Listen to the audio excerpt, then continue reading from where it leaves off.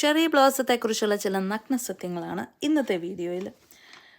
നമ്മളൊരു കാര്യത്തെക്കുറിച്ച് ശ്രദ്ധിച്ചു പഠിക്കുന്നത് വരെ ചിലപ്പോഴൊക്കെ ആ കാര്യത്തെക്കുറിച്ച് നമുക്ക് കുറേ അബദ്ധധാരണകൾ ഉണ്ടാകും. അങ്ങനെ ഒരു തെറ്റായ ധാരണ എനിക്ക് ചെറി ബ്ലോസത്തെക്കുറിച്ച് ഉണ്ടായിരുന്നു. നമ്മളൊക്കെ കഴിക്കുന്ന റെഡ് കളറിലുള്ള ചെറിപ്പഴം തരുന്ന മരം പൂക്കുന്നതിനെയാണ് ചെറി ബ്ലോസം എന്ന് പറയുന്നത് എന്നായിരുന്നു എൻ്റെ ധാരണ. ന്യൂസിലൻഡിൽ വന്നു കഴിഞ്ഞാണ് അതുവിധം തമ്മിൽ യാതൊരു ബന്ധവുമില്ലെന്ന് ഞാൻ മനസ്സിലാക്കിയത്. ചെറി ട്രീ നമ്മൾ കഴിക്കുന്ന ചെറി ലഭിക്കാനായി വളർത്തുന്ന ചെറിയ ഇനം മരമാണ്. ചെറി ബ്ലോസം എന്ന് പറയുന്നത് പൂക്കളുടെ ഭംഗി കാരണം അലങ്കാരത്തിനായി മാത്രം വളർത്തുന്ന മറ്റൊരു മരമാണ്.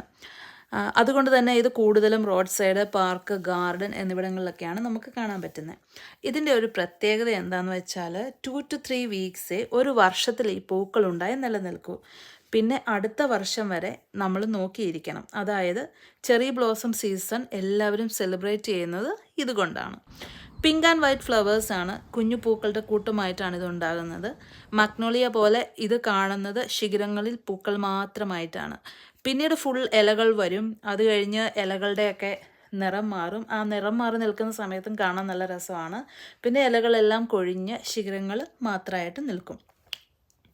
ഇതിന് കായ്കളുണ്ട്, പക്ഷേ കയ്പ്പാണ്, ഭക്ഷ്യയോഗ്യവുമല്ല.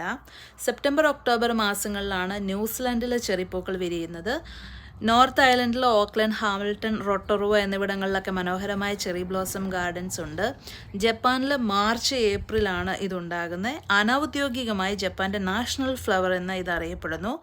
നമ്മുടെ ലൈഫിൻ്റെ നൈമിഷികതയെ ഓർമ്മിപ്പിക്കുന്ന ഒരു പ്രതീകമായാണ് ജപ്പാൻകാർ ഇതിനെ കാണുന്നത്. സക്കുറ എന്ന് ഇതിനെ അവർ വിളിക്കുന്നു. യൂറോപ്പിൽ ഏപ്രിൽ മെയ് ആണ് ചെറി ബ്ലോസം സീസൺ.